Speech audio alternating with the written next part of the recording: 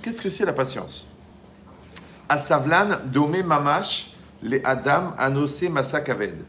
Le patient, il ressemble vraiment à quelqu'un qui porte un poids très lourd. Ve'av sheu kaved alav, et bien que ce poids soit très lourd, ou mamshich lalechet bedarko, il continue à aller sur son chemin, il continue à marcher malgré le poids. Ve'enon il elaset, et il ne va pas refuser de le porter, car, ou, attendez là, la feuille elle s'est pliée juste sur le texte. Voilà. Car ou bechol matzav chez Bnei Adam, ainsi il en est de toutes les relations qu'il y a entre les hommes. Anu ro'im, nous voyons, veshomaim, nous entendons, arbet varim chez enam les firouchenu, qui vont pas selon notre esprit, avec lesquels on n'est pas d'accord. Ou bechol zot, et malgré tout cela, mamshichim liyot chaverim tovim, nous continuons à rester des bons amis. D'accord? Qu'est-ce que ça veut dire cette notion que quelqu'un, il porte un poids et il avance? Les deux notions, il porte un poids et il avance. En vérité, c'est quoi le poids? Le poids, c'est l'autre. C'est quand c'est marqué Nosé Berol Chavero. Tu portes le poids de ton ami. Normalement, on traduit que ça s'appelle la solidarité. Tu vois l'autre qui est en train de crouler sous un poids, tu le portes avec lui. D'accord? Maintenant, c'est connu que si on porte une valise de 80 kg, on porte combien? 80 kg. Si on la porte à deux, on porte combien chacun? 80 les deux, 40 chacun.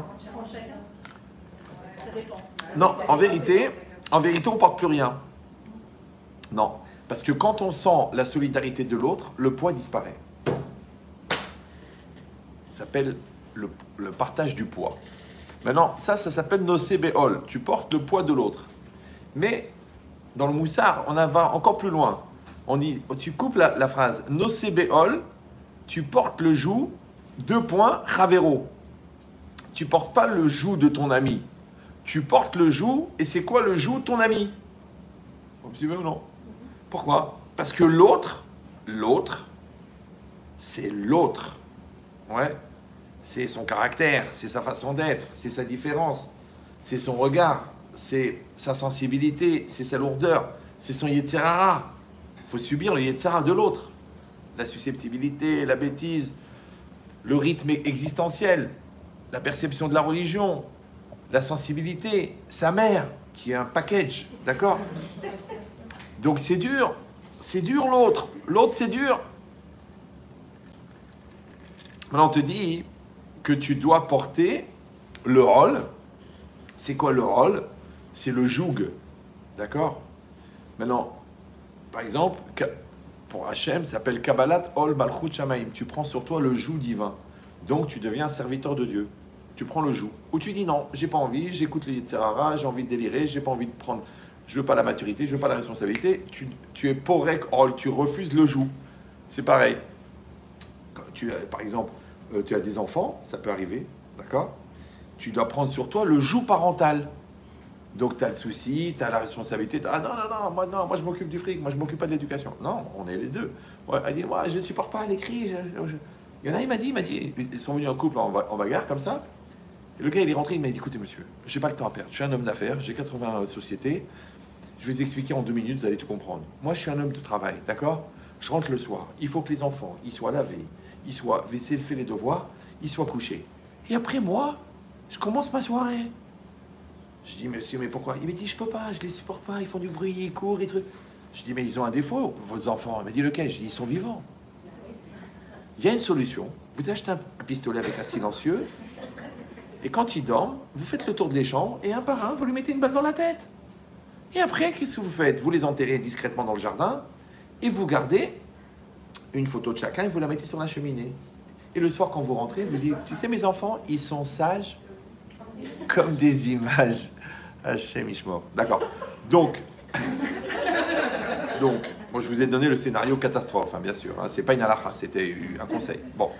Mais l'idée, c'est quoi? C'est qu'en fait, la personne, elle supporte pas.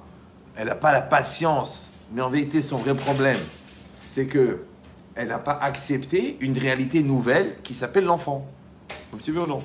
Comme l'autre, il ne supporte pas une réalité nouvelle qui s'appelle le conjoint. L'autre, il ne supporte pas une réalité nouvelle qui s'appelle la prise de poids. L'autre, il ne supporte pas le vendeur qui est meilleur que lui. L'autre, il ne supporte pas qu'il pleut. Mais en vérité, toute notre vie, on va être confronté à des choses qui vont nous déstabiliser. Ici, c'est marqué. Comment tu peux supporter une chose pareille? Parce que tu prends le rôle, tu prends le joug. Oui, ici, je crois qu'il rapporte ici le Rav Wolbe. Enfin, je rapporte le texte. Il dit il faut expliquer aux jeunes mariés, ouais, que se marier, c'est prendre le joug du mariage. Tu prends sur toi. C'est ce que c'est le rôle. Tu sais, à l'époque, d'accord, vous imaginez le gros cheval le percheron, le gros cheval de labour. Il est énorme. Il fait 1m80 de haut. Il peut tirer une locomotive. Il peut tirer un bateau. Il est très gros. Pour le diriger pendant le labourage, on lui mettait un espèce de truc comme ça rond, ouais, en bois, très très lourd, en chaîne, avec du cuir pour pas que ça l'abîme le cou. Quand vous essayez de le prendre, ça pèse très très lourd. Vous me suivez ou... Ouais. Donc le cheval, pourquoi on lui met ça? Parce qu'avec tes ficelles, tu auras beaucoup de mal à essayer de le diriger. Mais quand il prend le joug, après c'est facile, à droite, à gauche. Ben, c'est pareil. Toi, tu prends le joug. Par exemple, tu signes la maison, c'est bien. Donc tu dis, ah bon, Hachem, on a acheté, super. Bon, combien? Ah ben $1 million. Oh, super. Donc ça veut dire que pour 30 ans, il faut que tu sors $2000 par mois. D'accord. Alors au bout de 3 mois, tu dis, attends, ça va durer longtemps ce truc-là, là, tous les mois, il me prélève? Ben, ça s'appelle le crédit. Alors pourquoi c'est dur chaque mois? C'est dur, je vais crever, j'en peux plus, c'est ta faute, tu m'as rentré dans un stress. Parce qu'en fait, tu n'as pas pris le joug du crédit. Vous me suivez ou non? Le mariage, c'est pareil. Vous vous mariez. Bon, vous êtes mariés, d'accord? Tu dis, ben, je l'aime. Tout fondé sur l'amour, ça va être difficile. Parce que l'amour, c'est comme la chaleur. Il y a un thermostat, ça monte, ça descend. Mais si tu dis non, moi, j'ai pris sur moi. Moi, je leur dis au Khatanim, je suis sous la choupa, il y a 400 personnes là, je leur dis écoutez maintenant, vous êtes devant 400 personnes, il y a 400 témoins, je vais vous demander de vous engager. Bon, ils me regardent comme ça les deux. Je vais vous engager à garantir, quelles que soient les circonstances, le sourire de l'autre. Je dis mais c'est pas écrit dans l'acte va. C'est vrai. Mais faire la gueule, c'est pas une mise va non plus. Ouais. Donc toi, tu dois garantir le sourire. Évidemment que le sourire, ça implique la parnassa, ça implique la patience, ça implique la douceur, ça implique le respect. En fait, ça implique tout. Parce que quand quelqu'un sourit, ça veut dire que à l'intérieur, il est bien. Alors ça apparaît sur le visage. Parce que panim, c'est le visage, et pnim, c'est l'intériorité. Donc le visage devient l'écran d'expression de l'intériorité. Maintenant, toi, en tant que femme, tu dois rendre heureux ton mari, et toi, tu dois rendre heureux ta femme. Mais c'est un engagement. Pourquoi tu as besoin de prendre un engagement? Tu dis, ah, je ne vais pas m'engager, écoute, moi je l'aime, tu rigoles, mais je ne suis pas fou, pourquoi je l'ai épousé? Arrête ton baratin. Tu t'engages. Vous comprenez ou non? C'est comme les gens, ils empruntent. Tu dois t'engager à rembourser. Tu dois signer un contrat que tu t'engages à rembourser. Mais ça va, tu rigoles, c'est mon beau frère, je suis le fils du rabbin, chas v'shalom, on n'est pas des voleurs, okay, tout ce que tu veux, mais tu vas écrire un shtar. Le shtar, c'est le contrat. Ouais. Pourquoi? Parce qu'il y a 2 formules de shtar, le A et le B. Et souvent, quand tu n'as pas voulu faire le shtar A, tu vas faire le shtar B.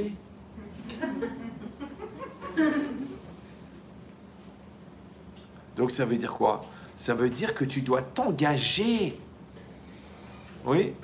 Alors les gens disent, oui, mais attendez, mais nous, on parle de la passion, on parle de l'amour, on parle de la vibration, on parle de love story. Oui, tout ça, c'est très beau, ça. Ça, c'est le fluide. Ouais. Mais le fluide, il passe dans un circuit. L'électricité, là, elle passe dans des fils. L'eau, elle passe dans la plomberie. Maintenant, la plomberie, elle est dure, elle est structurée, elle est rébarbative. Mais c'est ça qui assure que l'eau, elle arrive là-bas. Le fil électrique, c'est pareil. On a bien fait des choses et tout. Tu dis, non, j'ai pris 2 blacos là-bas à la sortie de la pompe à essence. Je leur ai dit, mettez-moi du courant. Après, tu dis, je comprends pas. J'allume la lumière, il y a de l'eau qui coule par les ampoules. Les plombs, ils sautent toute la semaine. Je sais pas, je me réveille, je bouge le lit, la lumière, elle s'éteint. Je t'avais dit de prendre des pros. Tu prends des professionnels, tu fais une bonne installation. Ouais, comme Windows. Aujourd'hui, Windows, il était, mais à l'époque, vous vous rappelez, quand on devait installer Windows, il y avait les nerveux, qu'est-ce qu'ils faisaient? Ils attrapaient une crise de Parkinson et ils appuyaient next, next, next, next, next, next, parce qu'ils étaient pressés. Après, il dit, ouais, il ne reconnaît pas le modem, j'arrive pas à rentrer sur Internet, il ne reconnaît pas l'imprimante. Tu fais doucement, installe Windows, doucement, avec les drivers, un par un, ils sont reconnus, ils sont installés, ça se passe très bien. Ouais, ben, c'est exactement pareil. Ton couple, tu le construis doucement, tu poses les bases, la communication, la communion, la compréhension, la patience, la remise en cause, la solidarité, tu installes bien Windows. Tu as dit non, non, next, next, next, next, next, next. Et après, tu passes ta vie à te prendre la tête. On t'a dit de bien installer. C'est pareil l'enfant. Je vous ai dit, j'ai dit, je ne sais plus dans quel cours, pourquoi les enfants naissent petits? C'est vrai, le bon Dieu il aurait pu faire accoucher un enfant de 30 ans. On aurait réglé le problème hormonal, d'accord? Mais en fait, les enfants naissent petits, c'est pour laisser le temps aux parents de grandir. Toi, tu crois que tu es en train d'éduquer le gosse, mais c'est le gosse qui t'éduque. Vous êtes mariés 2 gamins, 2 ados, 2 nerveux, 2 lourds, 2 Allah. Comment vous êtes devenus matures, avec le recul, la compréhension, la solidarité, la fonctionnalité, la coordination? Parce que vous avez passé par le travail. Maintenant, il y a des gens que non, encore une fois, non, laisse-moi tranquille, ça me saoule, j'ai pas la tête, et de toute façon, c'est de ta faute, tu comprends? On peut être de khmar, on peut. Ça fait limite un troupeau de khmar, ouais. Mais si on a un peu de conscience, on a un peu de cerveau, on a un peu de bon sens, on dit, écoute chérie, toi, tu as ton rôle à jouer, moi, j'ai mon rôle à jouer. Maintenant, le rôle, ben, il est basé sur le rôle. En fait, le rôle en hébreu, c'est le joug. Et le rôle en français, malheureusement, le rôle, il y a 2 lectures. Tu peux parler du rôle, le rôle du père, le rôle de la mère, mais tu peux parler aussi du rôle de l'acteur au cinéma. C'est pas grave. Quand chaque truc, ça va vous déranger. Écoutez bien ce que je dis. Tu sais, quand le gosse, il a fait des grosses bêtises, et que le père, il est convoqué. Bon, la première fois, il est convoqué à l'école.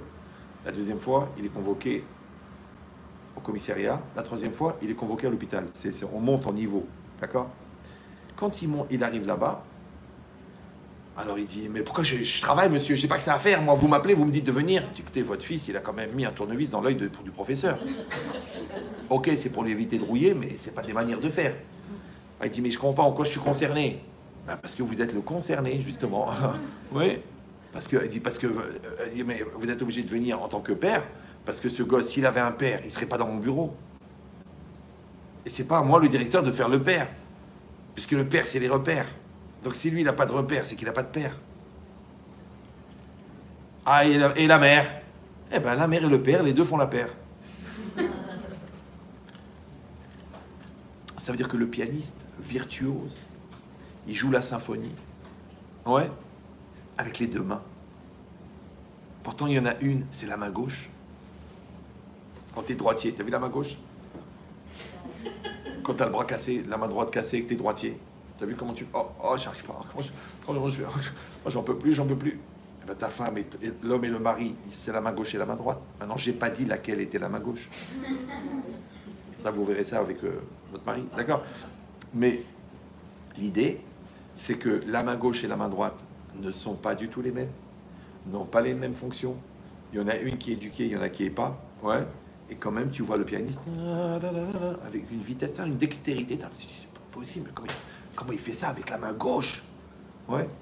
Alors, en vérité, la logique, c'est une Gemara dans les Yerushalmi, dans les Nedarim. Là-bas, la Gemara, elle dit, c'est marqué dans la Torah, l'otikom et l'otitor. Tu ne te vengeras pas, tu ne garderas pas rancune.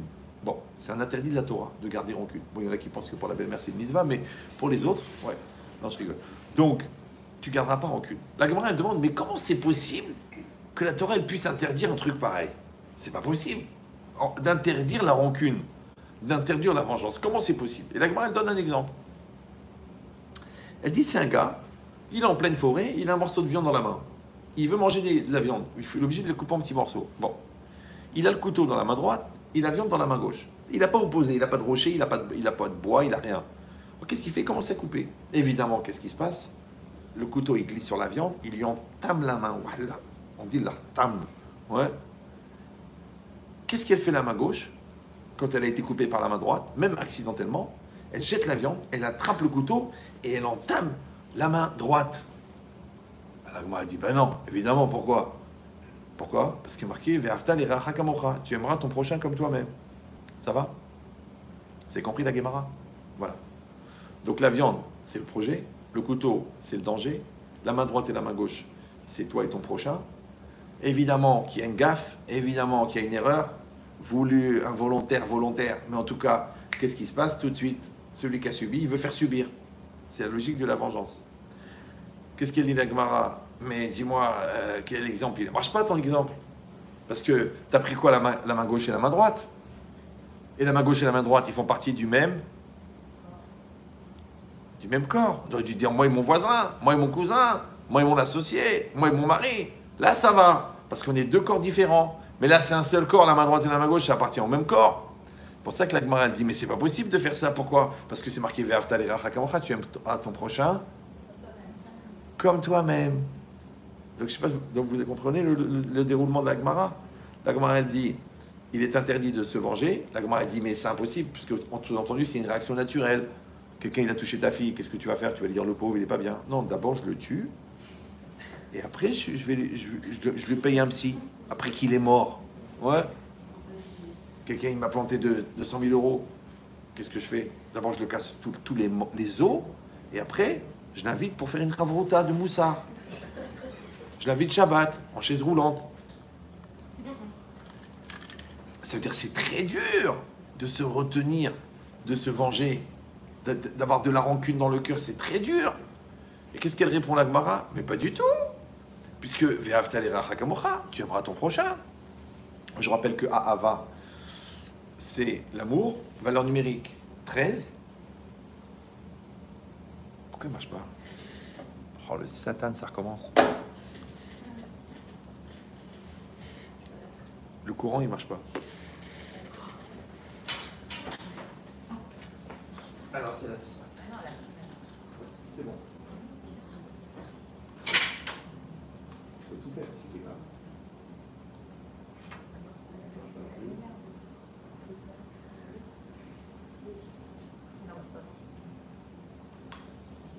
Ah, c'est bon, j'ai trouvé le. Normalement. C'est bon. C'est le Satan, toujours. Les plombs ils sautent, la branche des trucs, il y a un chien qui rentre dans la pièce. Parce que le Yetzirah, quand il sent qu'il perd des clients, il fout la pagaille, c'est logique.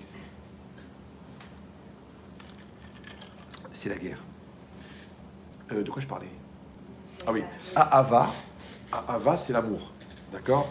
On l'a expliqué déjà dans plusieurs cours que la valeur numérique du mot Ahava, c'est 13. Qui est la même valeur numérique que le mot Echad, qui est 1. Donc en fait, Ve'afta, c'est tu feras 1. Maintenant, si la main droite et la main gauche, elles font 1 parce qu'elles sont du même corps, tu dis, mais l'homme et la femme, ils ne font pas partie du même corps, ils ne font pas partie de la même famille, ils n'ont pas le même esprit, ils n'ont pas la même sensibilité. Déjà, ils ne sont pas du même sexe. Bah, au Hachem, ouais. Alors ça va être compliqué, ça va être dur de s'arranger, de se comprendre, de fonctionner. Alors je te dis, tu dois faire 1 avec l'autre. Tu dis, non, c'est pas je dois, c'est j'ai envie, j'aime. Non, non, non, non, non. Tu prends sur toi l'obligation, la dette de faire 1. Ça s'appelle prendre le joug. Vous me suivez ou non? C'est pareil, tu prends sur toi de faire des études. Et bien bizarrement, tu vas commencer à aimer les études. Toi, tu prends sur toi de je sais pas moi, de demander pardon. Et bien ça t'a fait du bien. Alors qu'au départ, tu disais, bah, j'ai pas envie, j'ai pas vraiment envie. Mais c'est ça le problème. En vérité, le problème, c'est que c'est la différence entre vouloir et avoir envie. Le fond du problème, c'est ça. Vous savez, une fois, j'étais à Montréal et moi, j'ai pas fait d'études. C'était une chance extraordinaire. Donc, j'ai demandé à un psychologue, c'est quoi la différence entre je veux et j'ai envie? Alors, il m'a dit, je veux, j'ai envie. Bon, la vérité, j'ai eu de la peine. 9 ans d'études quand même, c'est... Le mec, il a un master en psycho, ça fait de la peine. Bon. Il me dit, et vous, monsieur le rabbin, qu'est-ce que vous en pensez? Je dis, moi, la vérité, moi j'ai ma version à moi. Bon, elle vaut ce qu'elle vaut, comme dit le propriétaire de la Volvo. D'accord? La Volvo. C'est-à-dire que non, elle vaut le veau qui est dedans. Volvo, c'est pas grave. Alors, ben, c'est très simple. Il y a la neshama, il y a le corps. D'accord? Et au milieu, il y a le jeu. Il y a le moi, il y a le psychique. Ok. Maintenant, la neshama, elle est divine. Et elle produit une énergie extrêmement puissante qu'on appelle la volonté. Donc, comme la neshama, elle est divine, elle est infinie. Donc, l'énergie qui sort de la neshama est aussi infinie. C'est bon? Par contre, le corps, lui, il est fini. Comment s'appelle le deuxième nom du corps? Capri, parce que Capri... D'accord? Donc, le corps, il est fini. Donc, l'énergie qui sort du corps, elle est finie. Maintenant, l'énergie qui sort de la neshama, on l'appelle la volonté. On dit Aratson Noverme Neshama. Par contre, l'énergie qui sort du corps, on appelle l'envie. Et l'envie, elle est comme le corps, elle est limitée. Donc, tous les projets à court terme, c'est des envies. Tu veux, j'ai envie d'une glace. Tous les projets à long terme, c'est de la volonté. Donc, je veux devenir ingénieur. Je veux devenir un Talmid Chacham. Si tu dis, oh, j'ai envie de devenir Talmid Chacham, toi, tu vas craquer au bout de 2 jours. Ouais. Ah, j'ai envie de travailler avec toi. Oh, il est dangereux celui-là. Parce qu'aujourd'hui, ça va, mais t'as qu'on reçoit les factures, il commence à péter un câble, rends mon argent. Pourquoi? Parce qu'il n'est pas venu avec la volonté, il est venu avec l'envie. Vous me suivez ou non? Donc, en résumé, l'envie, c'est à court terme, la volonté, c'est à long terme. Les grands projets, c'est à long terme, donc c'est la volonté. Les projets courts, c'est du court terme. Les enfants, ils n'ont pas la vision du long terme, donc ils vont selon leurs envies. Les adultes, eux, ils ont la vision du long terme, donc ils vont selon leur volonté. Ça va toujours. Mais je n'ai pas précisé l'âge. Donc quand quelqu'un a 40 ans, il dit j'ai envie, ou j'ai pas envie, je dis aux filles toujours, si le garçon il dit je veux t'épouser, c'est qu'il a un projet à long terme de faire fusionner vos deux égos pour réussir à atteindre la fusion de vos deux neshamot. C'est ça l'amour. S'il dit j'ai envie de t'épouser, c'est qu'il a faim. Et après, soit c'est comment tu te sens dans le rôle du shawarma. Déjà, il te dévore des yeux, donc ouais. Est-ce qu'il va épouser une personne ou est-ce qu'il va épouser un corps? Ça s'appelle la femme objet.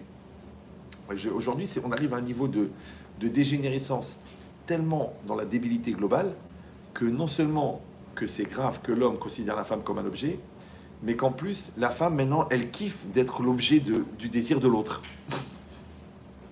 On est chez les fous. Donc elle va refaire le haut, elle va refaire le bas, elle va s'habiller bizarre.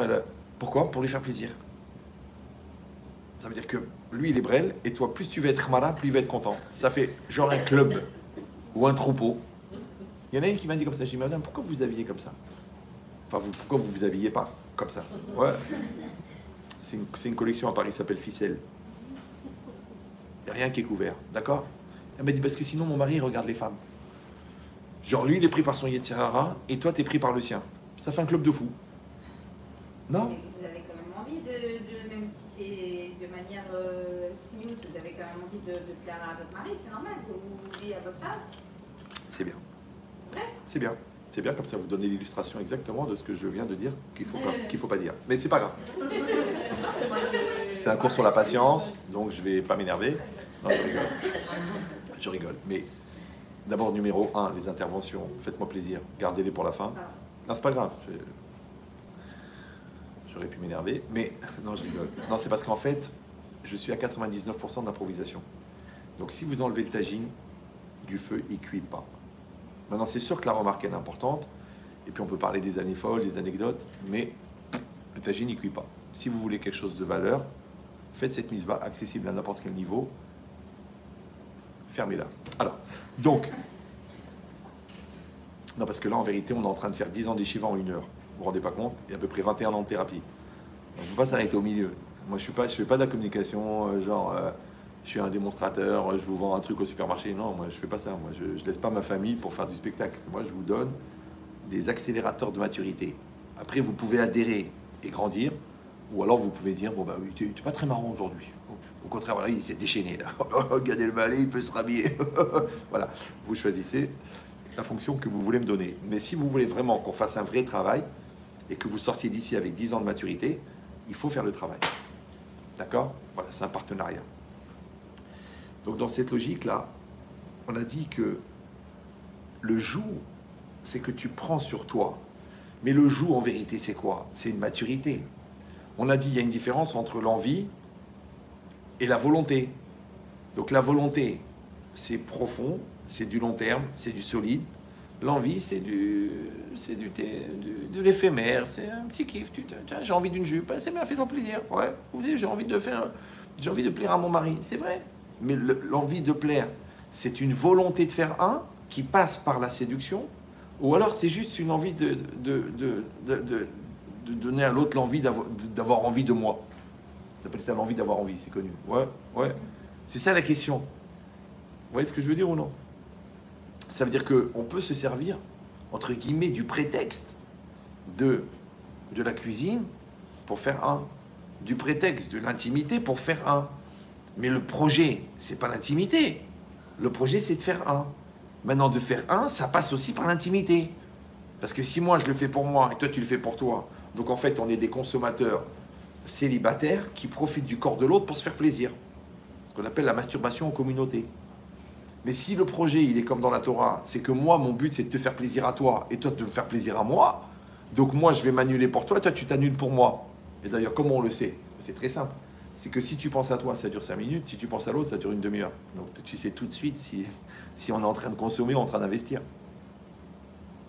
Mais encore une fois, il y a le je veux et le j'ai envie. Maintenant, je vous ai dit, les adultes, c'est des gens qui font ce qu'ils veulent. Les enfants, c'est des gens qui font ce qu'ils ont envie. Alors, je vous donne une image. Un jour, j'étais à table, un dimanche. C'est très rare. Parce que je suis toujours en séminaire, en voyage, en truc. J'étais à table avec ma famille, un dimanche. Et il y a un téléphone qui sonne. Ma femme, elle prend le téléphone. Elle me dit, rien, c'est un gars, il appelle de la Guyane pour un Shalom Bayit. Bon, je lui dis, écoute, dis-lui qu'il rappelle plus tard. Mais il peut pas, il a un décalage horaire, là, baba. Il est à la veille du guet et tout. Bon. Je dis, bon, bah, qu'est-ce que je te dise? Chacun son mazal. Je descends dans le bureau, je prends le téléphone. 1h30, je suis resté avec le gars. En 20 minutes, je l'ai cadré sur sa personne. En 20 minutes, j'ai cadré sa femme. Avec le reste, j'aurais fait un programme les deux. Mais dit, Rav, c'est incroyable. Ce qu'on a fait en 20 minutes, c'est ce qu'on a fait en 8 ans avec le psy. Et pareil avec le psy de couple. Je dis, ok. Je dis alors. Il me dit, écoutez, maintenant il a tout, le gars. J'ai fait son analyse personnelle, son programme personnel, son analyse à elle, par défaut de sa présence à elle, par rapport à ce qu'il me disait lui, j'ai déduit pour elle. Pas forcément à cause de ce qu'il dit, ouais, mais à cause de ce que ça implique chez elle, ce qu'il dit d'elle. Pas ce qu'il dit d'elle. Ce qu'il dit d'elle, c'est pas intéressant. Et après, je leur ai donné un programme pour les deux. Donc c'était fini. Qu'est-ce qui me sort le mec? Il me dit, Rav, c'est extraordinaire. Je suis choqué, je suis éberlué, je suis une intelligence, une compréhension, une profondeur, un recul incroyable. Mais je ne sais pas si j'en ai vraiment envie. Je lui dis, mais enfin, JH2, jeune khmar au carré. J'étais assis avec ma famille dans un espace d'amour, dans un espace de tranquillité. T'es venu, tu m'as déversé ta merde, parce qu'il n'y a pas d'autre mot. Parce que 10 ans de bêtises, 10 ans de perversité, 10 ans de méchanceté, 10 ans de lourdeur. J'ai été la cuvette de toilette. Heureusement que je suis en porcelaine. Imagine, j'aurais été en papier crépon. Ouais. Je t'ai écouté, je t'ai supporté, je t'ai analysé, je t'ai scanné, je t'ai donné la conclusion. Ce que tu n'as pas fait en 10 ans. Avec le psy, je l'ai fait. Et toi, tu me dis, je ne sais pas si j'ai vraiment envie. Mais pourquoi tu m'as appelé, Yabrel? Moi, j'étais tranquille. Et je lui dis, en plus, si tu parles d'envie, toi, tu avais une envie. Moi, j'ai une envie. Toi, tu n'as pas envie, moi, j'ai une envie. Il me dit, et vous, Rav, c'est quoi votre envie? Je dis, moi, mon envie, c'est que tu meurs. J'ai envie que tu meurs. Tu te rends compte, tu meurs, tout est réglé. Ta femme, elle est libérée du fou.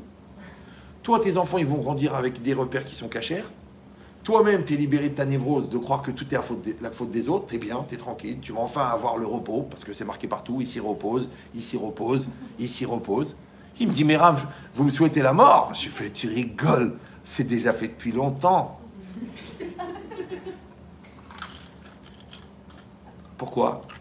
Je dis parce que le couple, c'est pas une question d'envie, c'est une question de volonté. Parce que le couple, c'est un rapport entre deux adultes. Parce que la volonté, c'est le moteur de l'existence. Si vous avez lu le livre La vie de Ben Chetrit, ouais. La volonté, c'est le moteur de l'existence. Donc moi, je vais exister. Toi, tu vas exister. Après, qu'est-ce qu'on va faire? On va mettre en communion nos deux volontés. Ce qui dit le Maharal. Avaz et Shaviut Arisonot. L'amour, c'est la communion des volontés. Et si chacun doit exister, et que moi, je vais exister pour toi, toi, tu vas exister pour moi, et les deux, on va exister pour le couple, ouais, ça s'appelle que puisque la volonté, c'est le moteur de l'existence, donc l'amour, c'est la coexistence. Ça va? Mais ne peuvent coexister que des gens qui existent. Comment tu vas coexister? Comment tu vas parler à quelqu'un qui n'est pas là? Comment tu vas échanger avec quelqu'un qui est enfermé dans ses complexes? Comment tu vas prêter un gars qui est voleur? Tu peux pas. Donc tu peux pas coexister avec quelqu'un qui n'existe pas. Maintenant, puisque le moteur de l'existence, c'est la volonté, donc tu dois fonctionner avec des gens de bonne volonté. Mais la mauvaise volonté, ça marche jamais. Quand la mauvaise volonté rencontre la bonne, ça marche pas. Quand la bonne volonté rencontre la mauvaise, ça marche pas. Quand les deux mauvaises volontés se rencontrent, ça marche pas. Il faut que les deux bonnes volontés se rencontrent. Maintenant, le problème, c'est que la bonne volonté, elle vient du fait qu'on a sublimé la mauvaise volonté. Donc si tu gères pas ton Satan, automatiquement, tu vas dire des bêtises. Si tu gères pas ta peur, automatiquement, tu vas être paralysé. Si tu gères pas des complexes, automatiquement, tu vas être parano. Vous avez compris ou non? Donc c'est mécanique. Je comprends pas les gens, ils font des études de 10 ans, mais c'est simple, c'est du bon sens. Donc dans la logique, que comment je vais réussir? Mais c'est dur, hein, c'est dur, mais c'est très simple. Si tu continues à faire ce que tu as envie, mais l'envie, elle vient du corps, mais l'envie aussi, elle vient du Yetzer Hara, puisque c'est l'immaturité. Donc j'ai pas envie d'évoluer, j'ai pas envie de me saouler, j'ai pas envie de me remettre en cause, j'ai pas envie de faire une thérapie, j'ai pas envie de prendre des médicaments, mais t'es bipolaire, t'es diagnostiqué bipolaire, tu prends des médicaments, non je les prends pas, c'est toi qui es folle, c'est toi qui es fou. Donc moi je dois subir, pas parce qu'il est bipolaire, parce qu'il n'a pas envie de prendre des médicaments. Alors qu'encore une fois, les médicaments, c'est pas une envie, c'est une volonté. Tu as envie d'une glace, tu n'as pas envie des médicaments. Donc les gens qui vont selon leurs envies, ils ne peuvent pas grandir. Et ils ne sont pas fiables, et on ne peut pas évoluer. Les gens qui vont selon leur volonté, ils sont fiables, ils sont matures, et en vérité, ça s'appelle les tzadikim. Ça va? C'est clair pour vous? Super. Maintenant, vous avez bien compris, je veux et j'ai envie. C'est bon? Je vous pose une question. Écoutez bien. Je dois faire des efforts, je dois faire plaisir, je dois rembourser l'argent. Le je dois, c'est le continuum du je veux ou du j'ai envie. Réfléchissez avant de parler. Moi, faut pas confondre rôter et parler. Réfléchissez. Je dois assumer. Je dois recevoir ma belle-mère pendant 3 ans. Parce qu'elle est en dépression, elle a perdu son mari. Ah, mais j'ai pas envie. Ça va être dur. C'est très simple. Le je dois, c'est le continuum du je veux. Le je veux, c'est la marque de l'adulte. Maintenant, celui qui fait ce qu'il veut par maturité, donc c'est facile de faire ce qu'il doit. Voilà. Par contre, celui qui fait ce qu'il a envie, quand on lui dit tu dois, qu'est-ce que c'est ce qu'il dit? Ou ce qu'elle dit? Il dit j'aime pas qu'on m'oblige. Je veux pas être obligé. J'aime pas les contraintes. Moi je fais ce que j'ai envie. Mais puisque l'envie, elle vient de l'immaturité, donc elle est aux 3/4 organisée par le Yetzer Hara, et tu crois que le Yetzer Hara, il va te donner envie d'assumer tes responsabilités. Par contre, le contraire, quand tu es en maturité, quand tu es en âge, quand tu es en responsabilité, on te dit, tiens, il faut faire ça. Il n'y a pas de problème, c'est normal, je suis responsable. C'est mon métier, je suis payé pour, je suis adulte, je suis rave, je suis professeur, on y va. Mais si tu es un faux rave, toi, ce qu'on appelle un ravagé, quand quelqu'un te pique, paf, tu te vexes, tu t'énerves, tu te... alors, mais je comprends pas, mais tu es censé travailler tes méthodes, toi. Oui, mais là, j'ai pas envie. Alors, le non-religieux qui mange du cochon, il fait ce qu'il a envie. Et toi, avec une barbe comme ça, tu fais ce que tu as envie. Oh, vous êtes pareils, les deux. Vous comprenez ce que je dis ou non? Non, parce que moi, je préviens mes élèves à moi. Je leur dis, écoutez, ne dites pas parce qu'il a un chapeau, parce qu'il a... Non, si la personne n'a pas travaillé ses midotes, même si elle a terminé le Talmud en entier, 2700 pages, ça peut être un pauvre type. Si vous voyez qu'il a un regard bizarre, c'est-à-dire qu'il vous regarde dans les yeux, c'est une réalité. Tu dis, Chazé Shalom, ça va pas, le rabbin? Si tu parles que d'argent, c'est une réalité. C'est comme ça. C'est vrai, ça existe. Tu crois que l'Itzhara, il est mort à l'entrée de Jérusalem? Tu crois que les femmes qui divorcent à Bnei Brak, c'est parce qu'elles ont raté la Dafina? Ou le Tchoulant? Il y a du Yetzhara partout. Il y en a. Ouais. Je sais, Chazé Shalom, Simsilinu, tout. Mais c'est la réalité. C'est comme ça que ça marche. Maintenant, après, la question, c'est est-ce que tu vas lutter contre ton Yetzhara, et ça, c'est grâce à la volonté, ou tu vas écouter ton Yetzhara, et ça, c'est à cause de l'envie. Donc, c'est important, l'envie. Et si vous allez me dire, oui, mais enfin, c'est une façon de parler, on dit j'ai envie d'être avocat, je veux manger un steak. Non, moi, je vous donne un secret. La parole, c'est la trame de la pensée. Oui. C'est comme ils envoient un missile précisément sur une maison. Ils envoient un commando. Le commando, il pointe avec un laser. Et le missile, il est envoyé de 4000 km. Mais il a la longueur d'onde du laser. Et il va suivre, il va arriver exactement là où le laser, il pointe. Et c'est précis. Le mec, il a eu dans l'oreille le missile. Il l'a pas eu ici, il l'a pas eu à 10 mètres, il l'a pas eu à 30 mètres, il a eu paf. Maintenant, nous, qu'est-ce qu'on fait, nous? On pointe un laser. Ça s'appelle la concentration, ça s'appelle l'ambition, ça s'appelle la volonté. Et bien les mots, ils servent de laser. Il faut être précis dans les mots. Parce que ta pensée, ta volonté, ta détermination et ta réalisation, elles vont aller selon la précision de ton langage. C'est pour ça qu'il faut faire un apprentissage de ne pas dire n'importe comment je veux et j'ai envie. Parce que tu vois, les gens, qu'est-ce qu'ils font? Ils font du bruit avec leur bouche. C'est vrai. Immeuble, ça s'appelle les discussions d'ascenseur. Ah bonjour, il pleut? Écoutez, j'en sais rien, je suis dans l'immeuble. Ah oui, c'est vrai. Comment ça se passe en ce moment? Oh, c'est difficile. On parle pour rien, on parle pour rien. Mais si quelqu'un disait, attends, Dieu, il a créé le monde avec la parole. Dieu, il n'a pas créé le monde avec des marteaux et des vis et des perceuses. Il a créé que la parole. Donc, la parole est créatrice. Or, Dieu, il a créé l'homme à son image. Donc, la parole est créatrice. Tu dis, ouais, mais c'est pas évident. Mais la preuve, c'est que la parole est destructrice. Tu vois bien que ton fils, tu vas plus l'esquinter avec des mots méchants qu'avec des claques. Parce que les claques, elles sont extérieures, mais les mots, ils rentrent à l'intérieur. Donc la parole est créatrice. Et si tu racontes une belle histoire à quelqu'un, eh ben, ça le fait partir dans un monde. Quand tu fais la vente, tu fais rêver que la personne, qu'elle va être plus épanouie avec ce produit.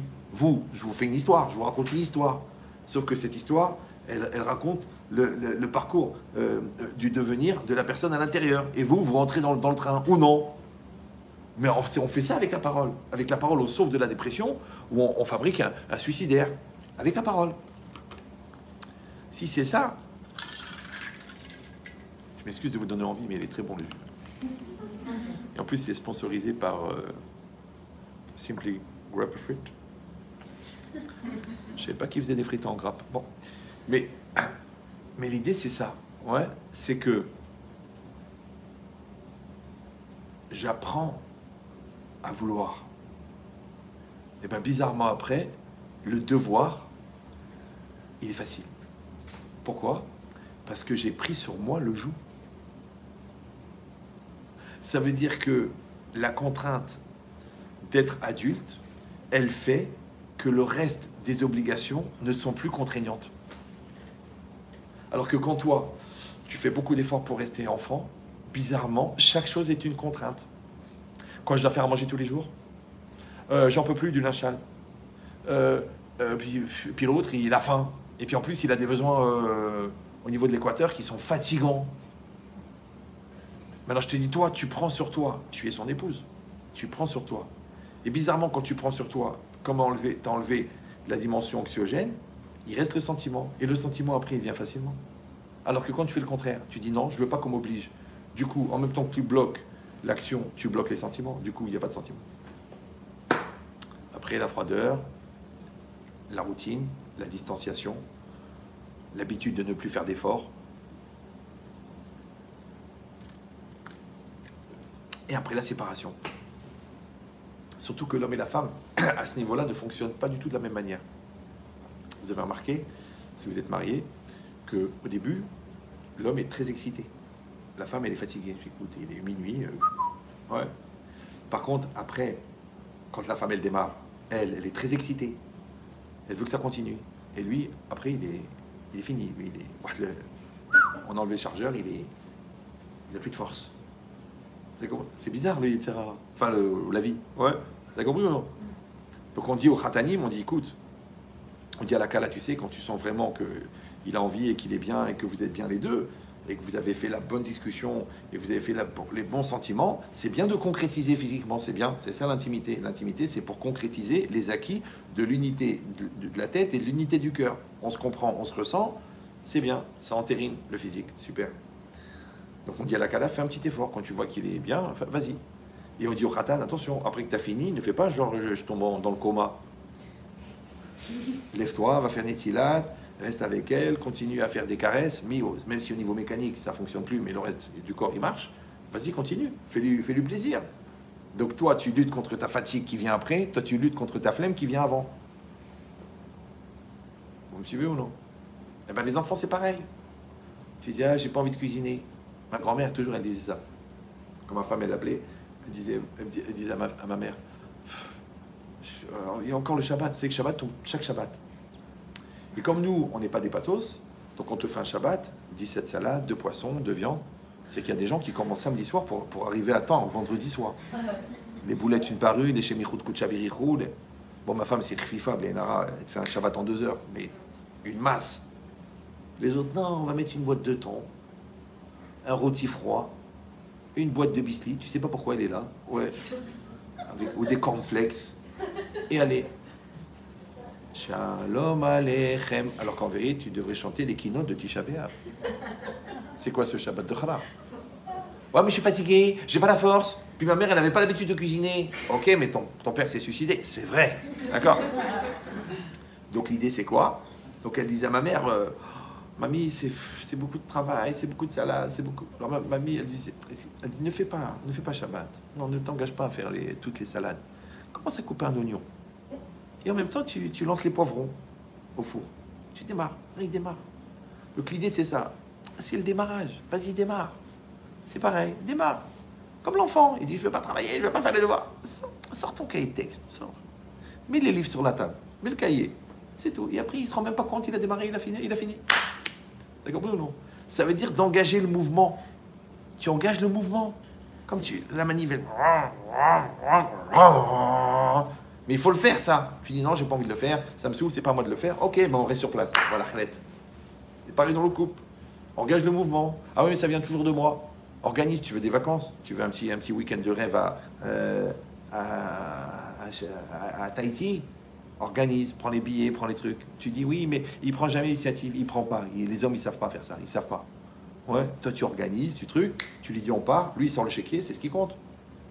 Tu dis, mais je veux bien, ça vient de lui. Ça viendra pas. Le mec, il a le souci des clients, de la secrétaire, des nerfs, des impayés, de la banque. Tu crois qu'il a la tête maintenant à imaginer sur la plage, là-bas, tranquille, tous les deux, avec trucs privés et tout. Il a pas. Il sait pas faire ça. Donc fais-le toi. Maintenant, quand toi, tu te braques de dire ça vient pas de lui, du coup, lui, il le fait pas, toi, tu le fais pas, on reste stable les deux. Voilà, sous la pluie, à Blanc-Ménil. Dommage.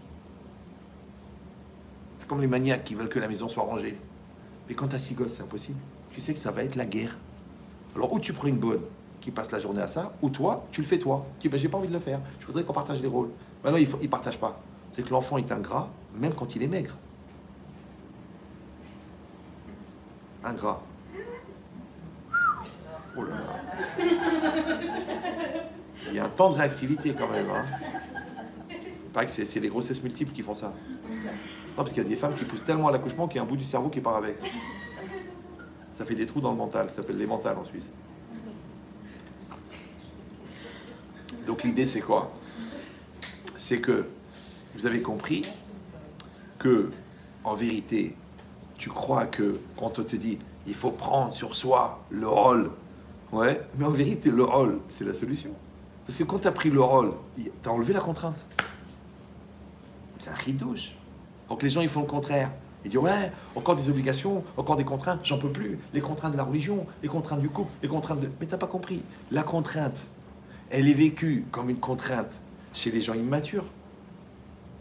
Mais la contrainte chez les gens matures s'appelle la réaction naturelle. T'as emprunté, tu rembourses. Ah, mais ça me tue, ça me tue. Mais de quelle ville du Maroc tu viens? D'accord? Donc, le mariage, tu fais plaisir, tu souris. Oh, je suis obligé de faire des efforts. Non, tu n'es pas obligé, tu peux mourir. Vous avez compris? Non, ça veut dire que c'est que la dimension, c'est que les 3/4 de ta vie à faire la gueule et à te plaindre, ça vient parce que tu n'as pas pris sur toi le joug.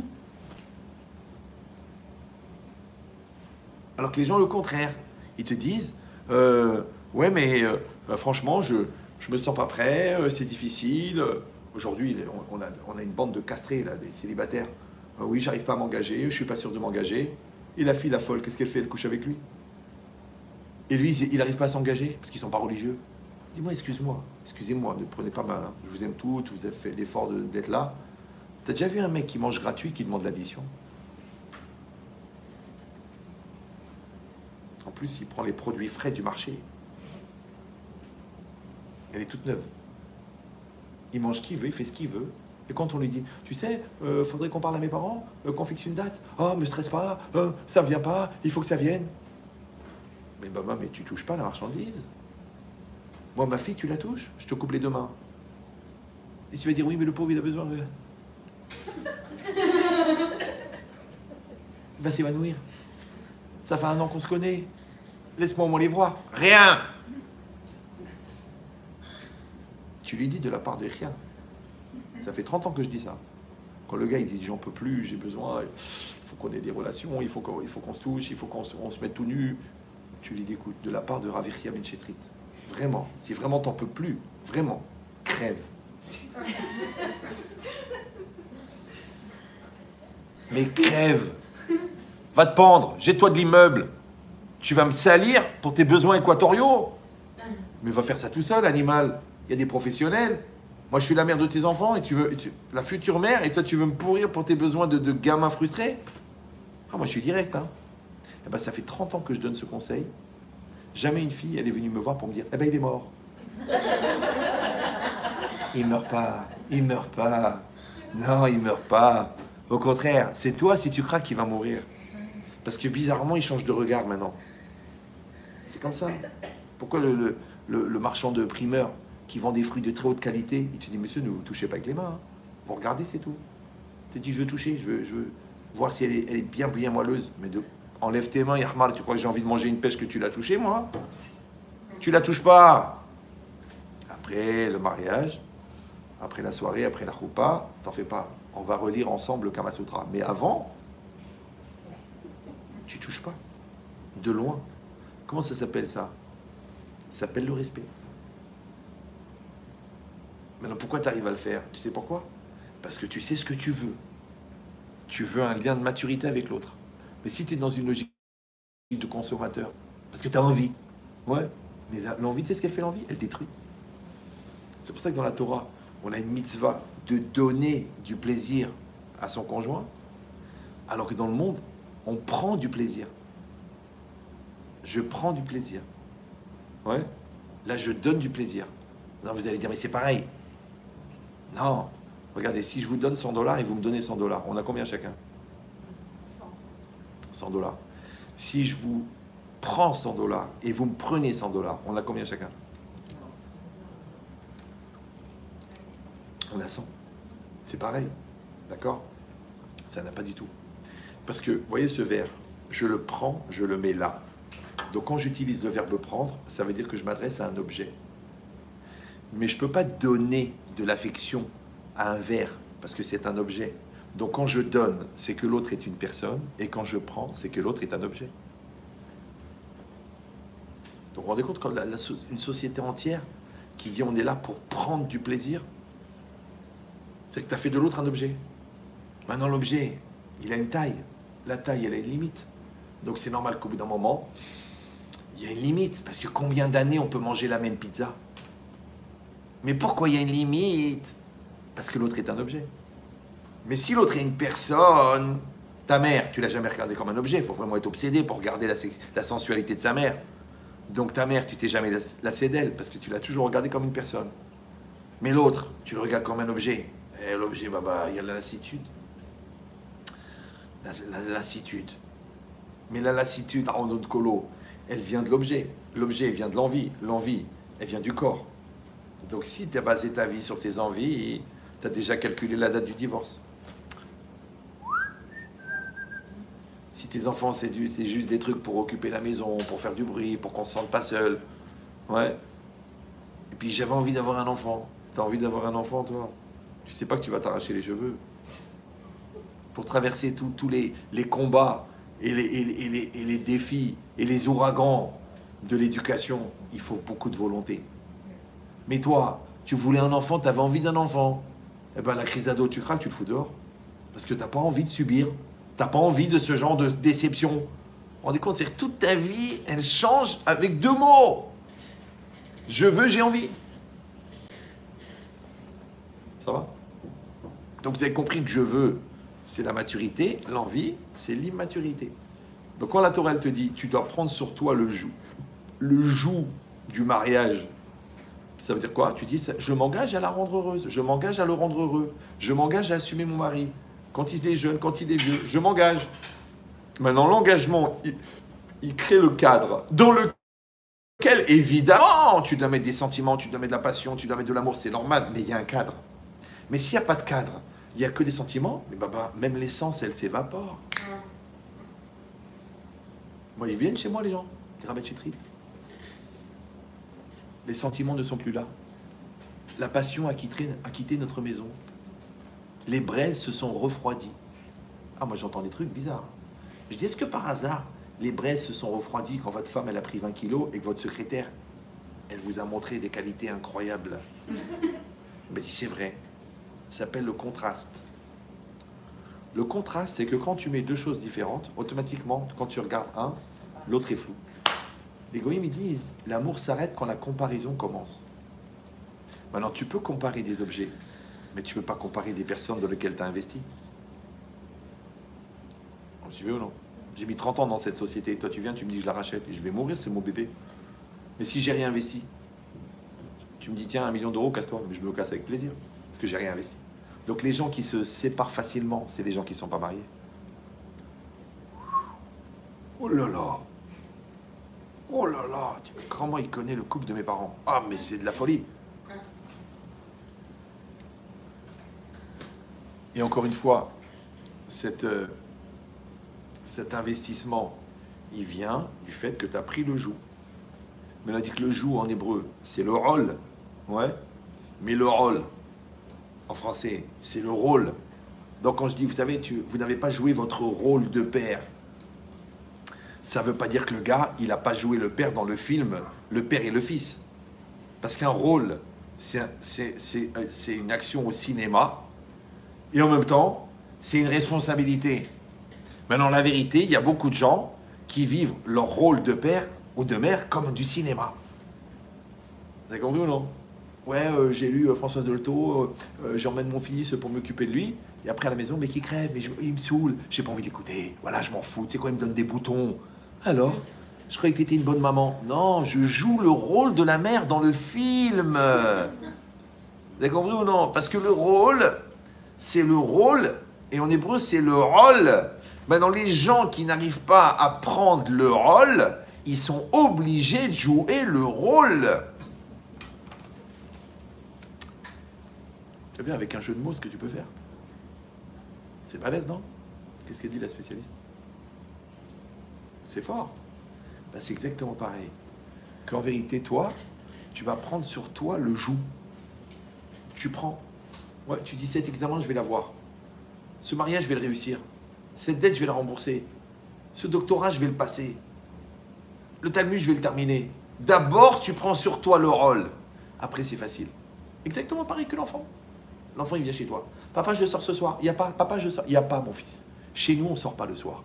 On ne sort pas, c'est comme ça. Ni les filles, ni les garçons. À 8h, tout le monde à la maison. Ouais, mais mes copains, ils restent jusqu'à minuit sur le kikar à Natania. Il n'y a pas. Ils sont en train de dealer, en train de s'amuser, en train de faire des bêtises dans les buissons. Il n'y a pas. Chez nous, à la maison, il y a la kedusha. La Kedusha, ça veut dire tout le monde reste à la maison. Ah, mais papa, on n'est pas tellement religieux. On n'est pas religieux, mais on n'est pas d'Ikhmar. Donc c'est comme ça, c'est comme ça. L'enfant, qu'est-ce qu'il fait? Il fait... Parce qu'il prend sur lui. Alors il accepte. Après qu'il a accepté, tu vas le voir, tu dis, viens mon fils, je vais t'expliquer. D'accord ou non? D'abord il accepte, après tu lui expliques. Les gens ils disent, non, non, on est dans une génération, on parle beaucoup, on explique. Mais l'enfant, il a envie de sortir. Qu'est-ce qu'il en a à foutre de tes relations, tes explications rationnelles, du fait que tu lui expliques les dangers de la rue? Mais il a envie de ça. Donc le vrai problème, ça sert à rien, Regarde Françoise Dolto, c'est un génie quand même. Ben, tu vois son fils, c'est Carlos. Tu sens qu'elle a bien bossé, d'accord? Donc c'est quoi l'idée? C'est que d'abord, l'enfant, il accepte l'autorité parentale. Après, on lui donne des explications.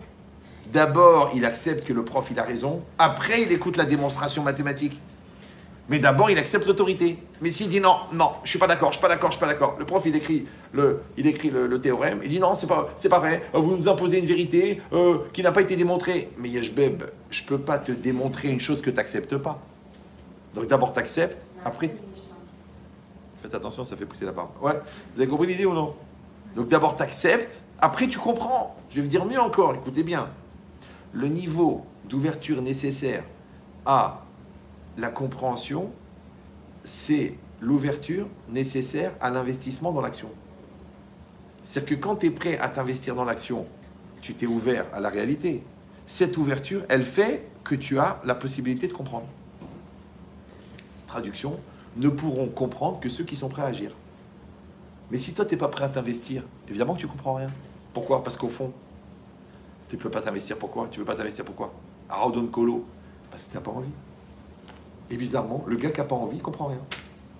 Tu essaies de lui expliquer, de lui répéter, de l'amener à des cours, de lui donner des conférences, de lui payer le thérapeute. Mais il ne veut pas, tu n'as pas compris? Il n'a pas envie.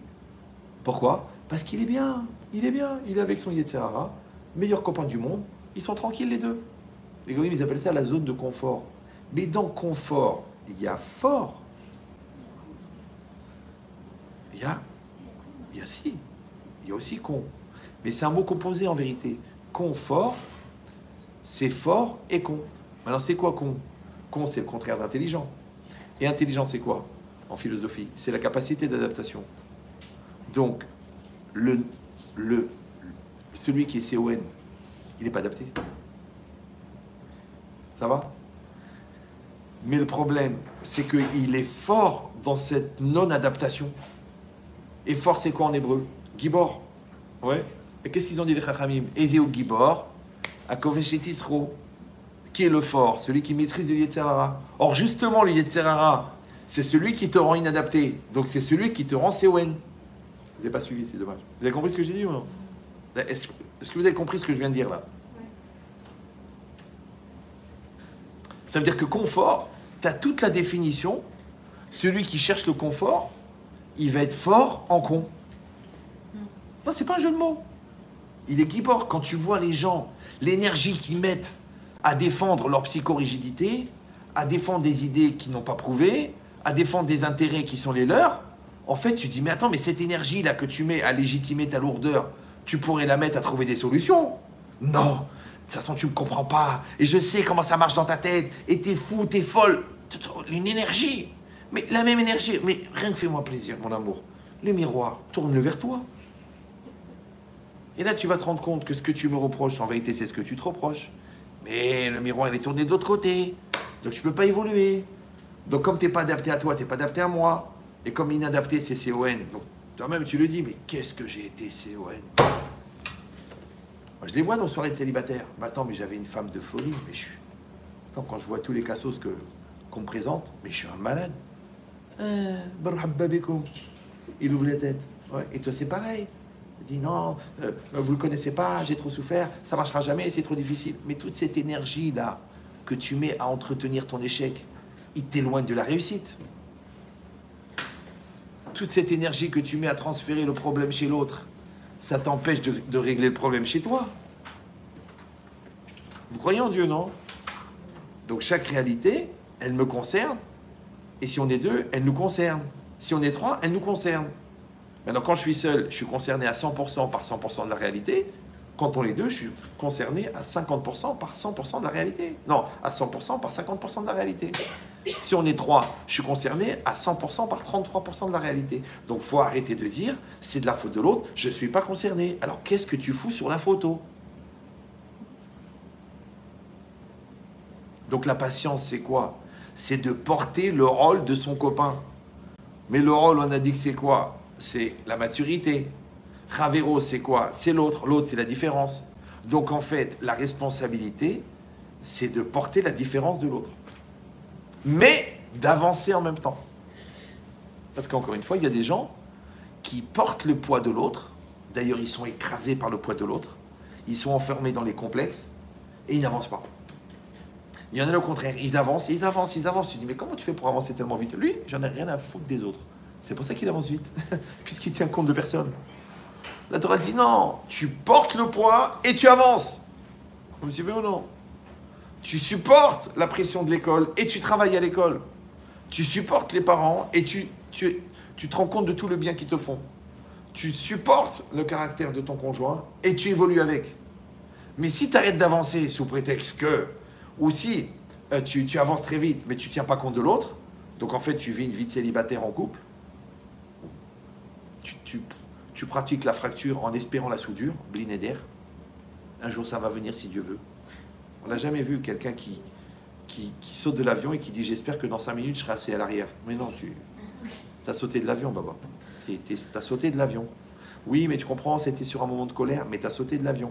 Ah, je voudrais pouvoir rattraper le temps perdu, mais tu as sauté de l'avion. Ah, si on pouvait avoir une machine à remonter le temps, mais tu as sauté de l'avion. Donc, qu'est-ce qu'il faut faire? C'est très simple. C'est que, numéro 1, il faut rester dans l'avion. Très important. Et deuxièmement, c'est qu'il faut avancer en même temps que l'avion. Donc la vie, elle avance, et toi, tu avances. Le mari, il évolue, et toi, tu évolues. L'enfant, il grandit, et toi, tu grandis. Ou tu dis non, non, non, je suis comme je suis. Je ne changerai pas. Donc tu ne veux pas sortir de ta zone de confort. Aodon Kolo, confort. Maintenant, le secret, c'est quoi? Attendez, je ne me rends pas compte. Il est 12h20. On est censé finir à quelle heure? Vous avez des babysites, le kiné? Encore 20 minutes? Ça va. Mais vous, les filles, vous êtes d'accord, vous? C'est vrai? Alors maintenant, je vais vous donner un secret extraordinaire qui va vous faire gagner au moins 5 ans d'exomile. Écoutez bien.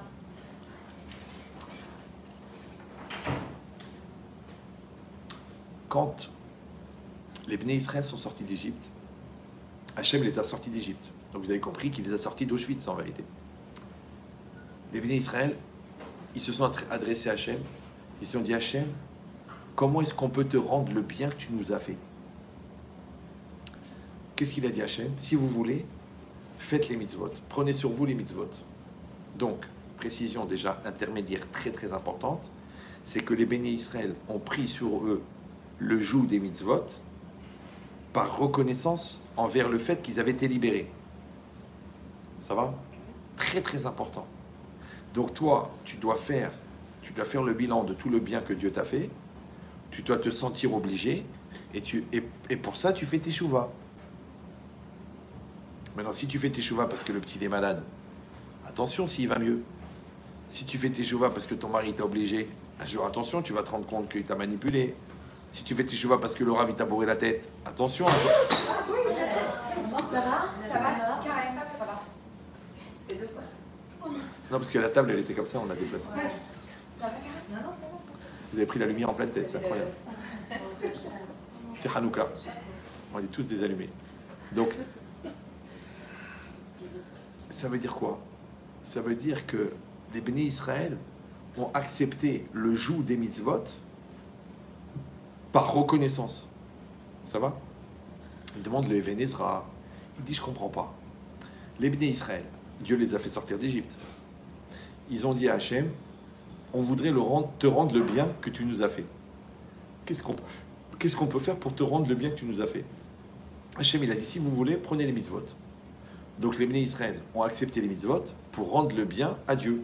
Ça va? Oui? Non? Oui. Il demande à Even Ezra, il dit mais je ne comprends pas, les mitzvot, elles sont au profit de Dieu ou au profit de l'homme? Elles sont au profit de l'homme. Donc, quand les Bnei Israël ont pris sur eux les mitzvot pour rendre le bien à Dieu, en fait ils se sont fait du bien à eux. Et Hachem aussi n'a pas répondu à la question, puisque eux ils ont dit on veut te rendre à toi. Et Hachem, qu'est-ce qu'il a dit? Faites-vous du bien. Vous voulez me faire du bien? Faites-vous du bien. C'est bizarre, non? Alors, je donne une image. C'est comme si un gars, il a bien été éduqué par ses parents. Et bien, Hachem, il a fait une grosse réussite. Et maintenant, grâce à Dieu, il gagne ses 2 millions d'euros par jour. Il est bien. Et puis un jour, ça lui montre comme ça. Il apprend un spécialiste, un audit de familial, qui lui fait le calcul de tout ce que ses parents ont dépensé pour lui depuis qu'il est né. Et ils ont tout calculé, et ça fait à peu près 852 000 euros. Il invite ses parents dans un bon restaurant, et puis à la fin, il sort un chèque, il leur dit voilà, papa et maman, je voulais vous rendre tout le bien que vous m'avez fait. Parce que, depuis que je suis petit, les devoirs, les nerfs, les trucs, la scolarité, après les vacances, le bien, les costumes, la bar mitzvah, le mariage, voilà, j'ai tout calculé, 850 000 euros. Merci papa, merci maman. Les deux parents, ils se regardent, ils deviennent tout pâles. Et on n'a pas compris. Tu veux nous rembourser ce qu'on t'a donné? Mais comment tu vas faire? Tu sais que quand t'es né, t'étais tellement gros, ta mère, elle a éclaté, les deux trompes, elle peut plus avoir le bébé à cause de toi. Après, t'as fait pipi au lit jusqu'à 17 ans. Comment tu rembourses ça? Après, t'as doublé 3 fois. Les 2 ans que t'as passé avec Christine, que ta mère, elle est devenue une veilleuse tellement elle n'en pouvait plus. Comment tu vas faire? Oui. Après, ton caractère pourri d'égoïste, égoïste pourri, comment ça se rembourse? Après, de la femme que t'as épousée, celle-là, c'est la fin de la capara. Ouais. Tout ça, comment tu veux rembourser ça? Alors le gars, il dit, ouais, mais comprenez, j'ai de l'argent, et puis moi, j'ai un stress de me sentir que je vous dois, et j'aime pas me sentir redevable, alors je voudrais payer pour enlever ce sentiment de redevable. Alors les parents lui ont dit, mais mon fils, ça, tu l'auras toujours. Il y a des dettes qui ne se remboursent pas. Toute la vie, tu vas te sentir redevable envers tes parents. Ta femme, elle t'a fait 6 enfants, c'est fini, tu as une dette à vie. Tu dis, non, mais un jour ou l'autre, avec un beau diamant, ça pourrait aller, non? Non. Ton mari, c'est pareil. Il a pris 40 ans de sa vie, de 7h du matin à 8h du soir, pour t'amener le confort, amener la sécurité, T'as une dette. C'est une dette que tu as envers lui. C'est normal, c'est bien. Donc, tu es redevable. Oui, mais ça me stresse d'être redevable. Je voudrais payer une fois pour toutes. Mais tu es redevable. C'est comme ça. Alors, le gosse, il dit, alors comment je peux faire pour rembourser la dette? Il dit, mon fils, c'est très simple. Si tu es un tzaddik, si tu es équilibré, si tu es honnête, si tu es gentil avec ta femme, tu es gentil avec tes enfants, et que tu éduques bien tes enfants, nous, on est remboursés. Mais si tu es un pauvre type, si tu es un débile, si tu es un égoïste, si tu es un pervers, si ta femme, elle souffre, et tes enfants, c'est des fous, mais même si tu lui donnes 1 milliard, on dit, c'est nous qui avons mis au monde cette là. Donc jamais on sera remboursé. Comprenez l'idée ou non? Donc ça veut dire quoi? Ça veut dire que la vie, en fin de compte, c'est une série de dettes. Maintenant, après, la difficulté à rembourser la dette, elle vient de quoi? Mais c'est très simple. Vous savez, il y a un mot en français, ça s'appelle l'obligation. Vous connaissez ce mot? L'obligation, la contrainte. Ce qui est bizarre, c'est que ce mot, il a une dimension anxiogène. C'est angoissant. Ouais, tu m'obliges, je suis obligé. Franchement, est-ce que je suis vraiment obligé? Et puis je me sens contraint, et je me sens forcé, je me sens stressé. Maintenant, ce qui est bizarre avec ce mot-là, écoutez bien. Un jour, moi j'ai un de mes enfants qui avait eu besoin d'une très très grosse opération du dos, très dure, qui a duré 6 heures. Et le chirurgien, au Hachem, il a fait l'opération. Il l'a bien fait. Moi j'ai été voir le chirurgien après l'opération, qui avait réussi. Je lui ai dit, écoutez, je voulais vous dire que sachez que je suis là pour vous. Le mec, il n'a pas compris. Il a dit, attendez, moi, je suis payé par l'hôpital, je vous ai rien demandé. Je dis, je sais, mais moi, vous m'avez sauvé ma fille. Moi, envers vous, n'importe quoi, vous allez me demander, je ne sais pas ce que vous allez me demander. Moi, j'ai dit en français, je suis votre obligé. Ça va? Pourquoi? Parce que quand tu as un sentiment extraordinaire de reconnaissance envers quelqu'un qui t'a fait du bien, Maintenant, qui t'a présenté une femme extraordinaire, qui t'a donné les 100 000 euros qui t'ont sauvé la vie, qui t'a donné le médecin qui t'a sauvé ton fils, tu te sens redevable. Maintenant, bizarrement, à cette personne envers qui tu es redevable, tu lui dis, je suis votre obligé. Je sais qu'aujourd'hui, on ne dit plus ça parce qu'on est tellement égoïste qu'on ne peut pas parler comme ça. Mais vous avez compris, on dit, je suis votre obligé. Et ce qui est extraordinaire, si vous faites l'analyse de cette phrase, c'est que dans « je suis votre obligé », il n'y a pas la connotation anxiogène de l'obligation. Ça va?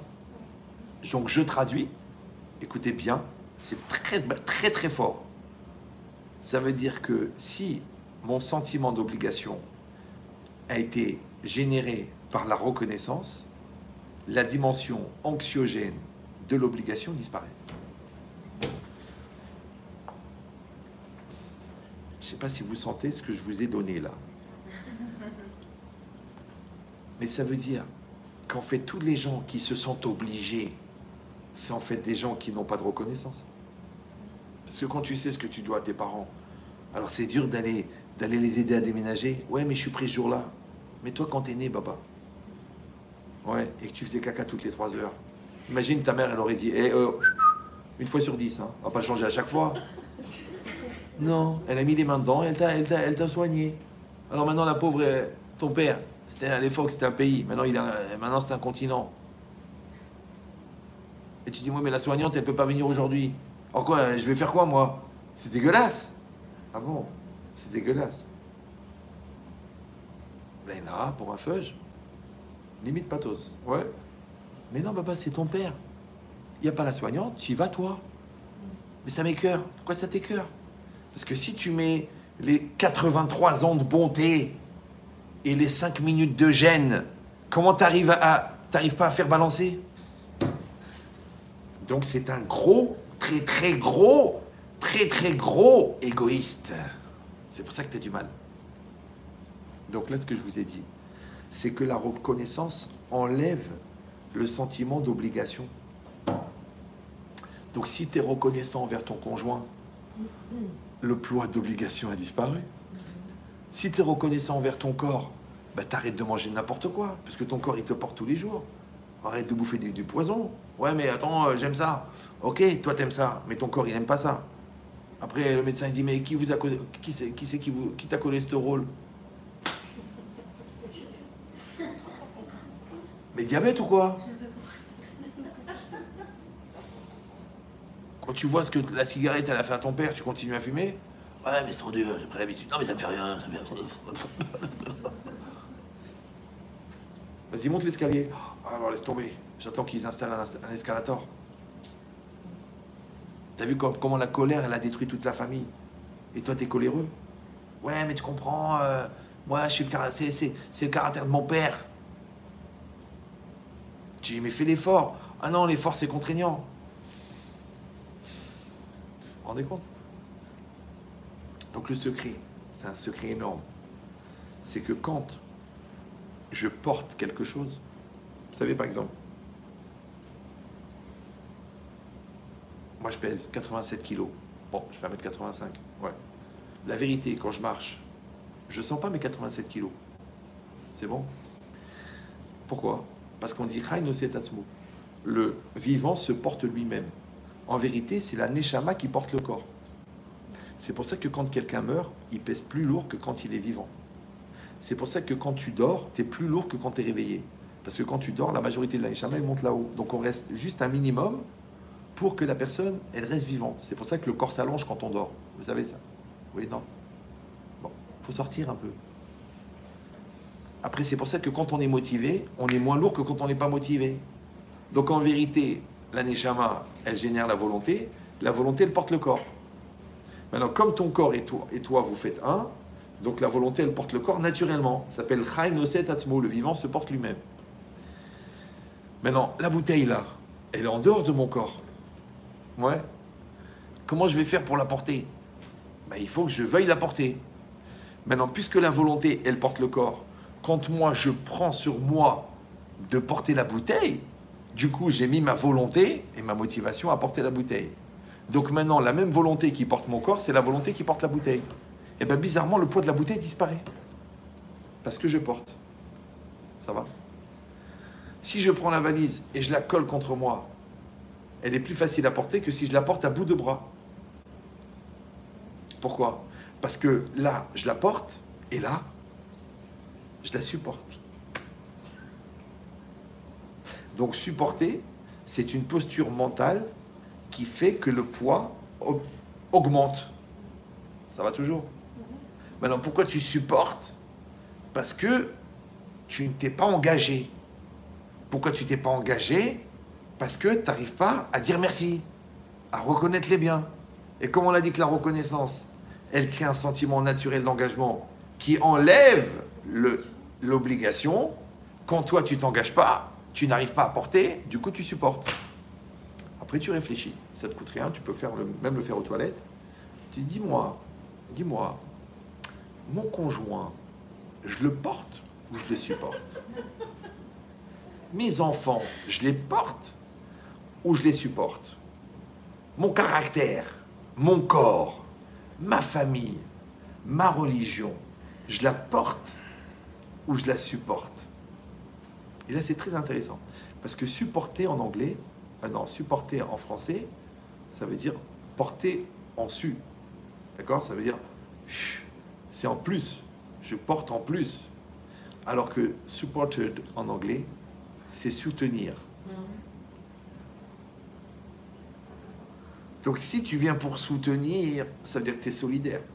Si tu viens pour supporter, c'est que tu n'es pas solidaire. Si tu n'es pas solidaire, c'est que la valise, elle est à bout de bras. Si tu n'es pas solidaire, donc tu es obligé de subir le caractère de l'autre. Si tu n'es pas solidaire, ça te saoule d'avoir à rembourser l'argent. Mais si tu es solidaire, tu fais un. Et un, c'est Echad. Et Echad, c'est Ahava. D'accord ou non? Donc, le faire un, ça vient automatiquement du fait que tu t'es engagé. Donc, quand toi, tu t'engages à être un bon conjoint, tu t'engages à être un bon béné Israël, tu t'engages à être honnête, tu crois que simplement parce que tu es une mauviette, alors tu baisses la tête, tu baisses ton pantalon et tu acceptes d'être soumis. Mais non, mais non. L'acceptation de l'obligation, c'est le début de la liberté.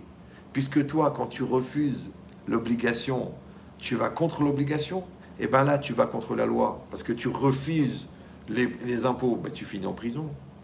Là, tu refuses le caractère de l'autre, et bien vous avez divorcé.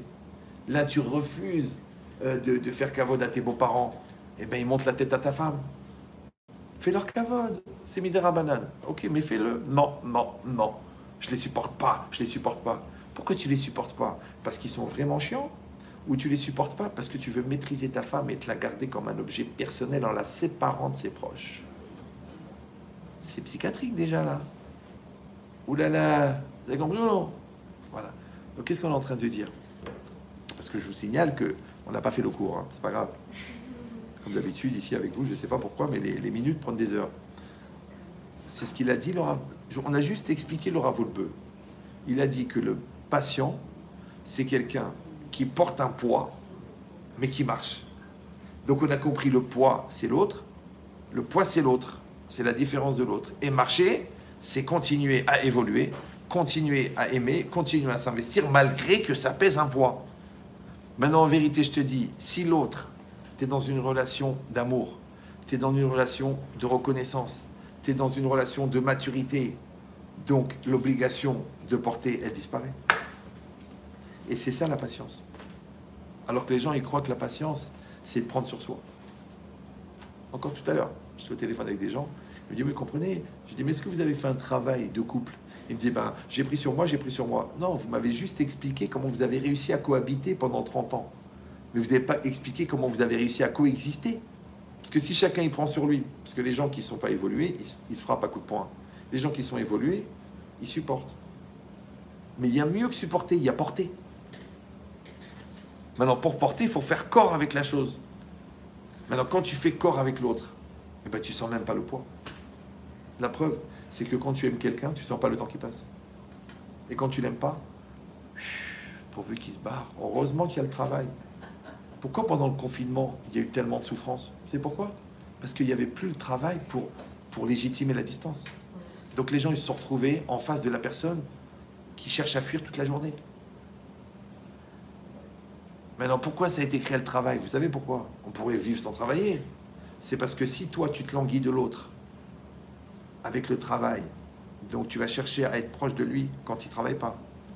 Si toi, tu arrives à continuer ton couple malgré les enfants, donc ça va faire que quand tu n'auras plus les enfants, tu vas être proche de ton conjoint. Mais si toi, tu te servais des enfants et du travail pour fuir le conjoint, à la retraite, vous allez mourir les deux, puisque vous allez vous retrouver en face de la personne que vous fuyez depuis 40 ans. Vous avez compris ou non? Ça veut dire que ce qui te sépare, quand tu l'utilises, ça te rapproche. Mais ce qui te sépare, quand tu l'utilises pour te séparer, ça te sépare. Maintenant, de la même manière, tes complexes, ils te séparent de toi. Donc, dépasse tes complexes, tu vas t'aimer. Tu dis non, c'est trop dur, j'ai beaucoup de complexes. Et c'est plus fort que moi. Ok, donc, ça te sépare de toi. Et bien, bizarrement, tu t'aimes pas. Mais madame, vous aimez pas. Oui, mais vous savez, je suis pas fier. Hein. J'ai un tel permis, j'ai un tel bac. Depuis que je suis petite, on me dit que je suis gros, je suis bête. J'ai envie de mourir. Mais vous n'avez pas encore compris que les gens qui vous font de reproches, en vérité, c'est ce qui se reproche à eux qui vous reprochent. Alors quand tu as 8 ans, tu ne peux pas le savoir. Mais à 38, ça y est, on peut passer un cap. Oui, non, oui, non. Voilà. Donc quand tu as pris cette prise de conscience et que tu as pris le recul, donc non seulement l'obligation, encore une fois, elle ne va pas te coûter au niveau anxiogène, mais au contraire, elle va être un décapsuleur de maturité. Donc plus tu vas prendre des défis, plus tu vas prendre des challenges, plus tu vas prendre des ambitions, plus tu vas devenir grand, plus tu vas devenir fort. Et quand tu es fort, la vie, elle est facile. Parce que la vie est difficile pour les faibles. Donc ce que tu crois que parce que je suis faible, j'arrive pas à faire l'effort, en vérité, c'est le contraire. C'est que quand tu fais l'effort, tu deviens fort. Et quand tu es fort, c'est plus un effort d'être fort parce que tu es fort. Par contre, quand tu arrives à légitimer que tu ne fais pas d'effort, à cause de ton père, à cause de ta mère, à cause de la vie, à cause du regard de l'autre, à cause de la difficulté, à cause du fait que je ne me sens pas prête et que je ne suis pas construite et que c'est dur. Mais là, tu travailles pour qui, là? Pour la faible ou pour la forte? Pour qui tu travailles? Pour ton Yetzirara? Pour qui tu travailles? Pour ton désespoir? Alors je te dis, je prends sur moi de devenir une sadéquette. Je prends sur moi de devenir une maman exemplaire. Je prends sur moi de devenir une épouse extraordinaire. Je le prends sur moi. Ouais. Et après, vite, je me donne les moyens. Et je travaille. Et je dis, oui, mais c'est pas toujours... je suis pas très motivé. Eh bien, regarde ce que l'autre t'a apporté. D'un seul coup, tu vas trouver la motivation. Donc, vous avez compris. L'ambition, d'accord? La motivation, les moyens, le résultat. Résumé, ambition, moyen, résultat. Ambition, moyen, résultat. L'ambition, c'est ce qui te pousse à grandir. Le résultat, c'est la constatation que tu as grandi. Alors, vous savez comment est-ce qu'on appelle la constatation d'avoir grandi? Ce qu'on appelle en français la satisfaction d'être. On l'appelle la joie. C'est pour ça que les gens tristes sont des gens qui ne sont pas réalisés. Tout ça sur la base de la patience. C'est pour ça que les coléreux sont toujours tristes. Toujours. Donc ils font les GG, ce qu'on appelle en psychologie, les grandes gueules. Si tu leur tiens tête, ils craquent, ils se mettent à pleurer. Voilà, tu m'écoutes pas. Ouais. Tu fais pas ce que je dis, je comprends où il est. Où il est. Mchifralo. Ouais. C'est pareil, si tu fais un père qui fait genre des grands effets, ouais, eh ben, il n'y a pas de père. Après, tu vois les gosses dans la rue en train de crier papa outé, mais il n'y a pas d'erreur. Donc Hachem il fasse qu'on arrive, parce que ce que je vous ai donné, c'est un programme, c'est pas juste une série d'informations. Donc comme je dis toujours, le cours il est là, il est enregistré, il est filmé, il est sur YouTube, il est sur Instagram, il est sur Facebook. Si vous avez envie de grandir, oui, vous pouvez dire, bon, de toute façon, il revient l'année prochaine. Donc, c'est sûr qu'avec un cours par an, ça va vous prendre 4 Gilgoulim si entre-temps, vous ne revenez pas en vache et en fougère. Ouais. Mais si vous êtes vraiment, vous avez envie de payer cette dette que vous avez envers Dieu, de devenir des gens extraordinaires, alors celui qui est conscient de la dette, c'est quelqu'un qui trouve des moyens de la payer. Donc, moi, je vous donne des outils pour payer la dette. Je dis, je répète, le cours, il est là. Vous le prenez. vous le remettez par écrit. Pas comme vous faites vous dans la voiture ou pendant que vous faites les halotes, en fond musical, vous écoutez Ben Chetrit. Et je m'appelle pas Gad, je m'appelle Yahya. Ça y est, ça suffit. Même si lui, il a parlé de Baba Yahya, mais ça n'a rien à voir. Ouais. Donc, vous vous posez une fois par semaine, ou là une fois par mois, ou là une fois par an. Vous prenez le cours et vous le mettez entièrement par écrit, phrase par phrase. Je sais que c'est très long, hein, parce que là, vous ne vous rendez pas compte de la masse d'enseignements. Il y a à peu près 6 fois plus qu'un rabbin normal.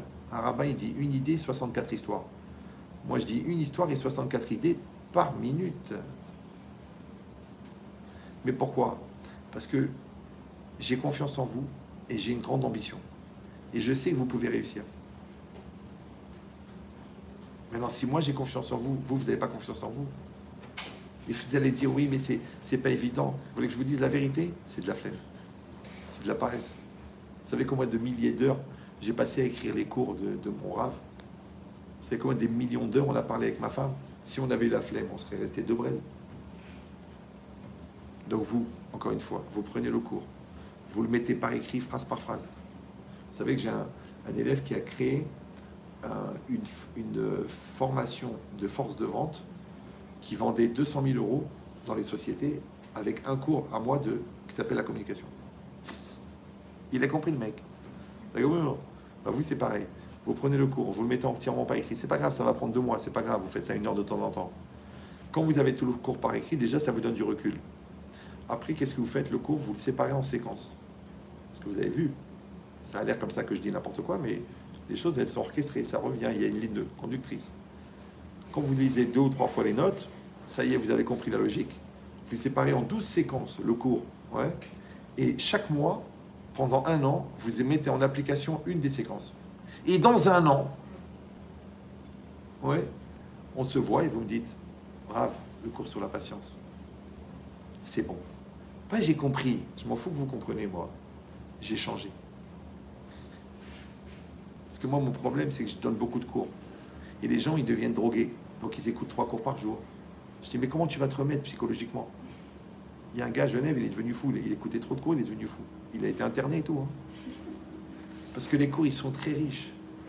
Donc, tu ne peux pas tout prendre à cœur. Mais je vous dis, vous écoutez comme ça pour l'ambiance, pour la détente.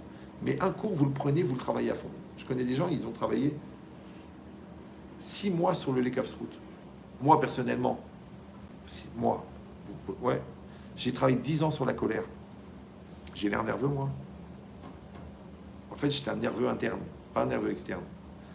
10 ans de travail. 10 ans, c'est beaucoup. Un quart d'heure, je prépare une conférence. 10 ans, c'est beaucoup. Pourquoi? Parce que apprendre, c'est rapide, mais changer, c'est lent. Alors, si vous voulez changer, vous n'êtes pas obligé de changer. Vous pouvez attendre le prochain Gilgoul. Ouais. Mais encore une fois, on ne sait pas. Parce que les 3 premiers Gilgoul, c'est juif. Le 4e, c'est goy. Le 5e, c'est animal. Le 6e, c'est végétal. Le 7e, c'est minéral. Donc, je ne sais pas où vous en êtes exactement, mais... T'as compris ou non? Maintenant, le premier Gilgoul, tu viens dans une famille très religieuse et tu dois faire le tikkun de ta neshama. Le deuxième Gilgoul, tu viens dans une famille traditionnaliste, tu dois faire teshuva, devenir religieux et faire ton tikkun. Le troisième Gilgoul, tu viens dans une famille réformiste, limite goy, installée à côté de Saint-Étienne, dans un village. Et là, tu dois faire teshuva, devenir traditionnaliste, prendre sur toi, changer, devenir religieux, orthodoxe, et talmid chacham, et faire ton tikkun. Tu as augmenté la masse. Tu dis non, ça me prend la tête. Ok, tu reviens animal, un poisson. Maintenant, dans tous les poissons du monde, il faut que tu sois mangé Shabbat, l'irvot Shabbat par un tzaddik. Ah non, manque de thon, j'ai fini dans une boîte de thon, dans un sandwich d'un portugais à Lisbonne. Eh ben, c'est pas grave. La prochaine, tu reviens végétal, une salade. C'est normal, toute ta vie, tu sais, ouais, arrête tes salades. Voilà la salade. Il faut que cette salade, elle soit mangée par un tzaddik, les Shem Shamaim, pour lui donner les forces d'étudier la Torah, le Shabbat. Non, tu as fini dans un fast-food là-bas, à Biloxi, ou perdu de Sheikh El Khalid. Et après minéral, tu reviens à un verre d'eau, ou là un parpaing, ou tu vas être dans un mur d'une synagogue, juste derrière le Echal, ou tu vas être jeté là-bas dans une boîte de strip. Vous me suivez ou non? Je sais que c'est un peu dur, Mais c'est la vérité. Pourquoi je vais vous mentir? Vous êtes comme mes filles. T'as compris ou non? C'est comme ça la vérité, c'est ça. Ouais. Et dans Emet, il y a Met. Mais alors bizarrement, quand tu acceptes de mourir, tu commences à vivre. Ah oui, parce que quand tu tues ton Yetzirah, tu commences à devenir toi. Quand tu tues ton orgueil, tu commences à devenir une personne modeste. Quand tu tues ta flemme, tu deviens travailleur. Quand tu tues ta lourdeur, tu deviens fif. Quand tu tues ta bêtise, tu deviens intelligent. Donc n'hésitez pas à mourir pour vivre.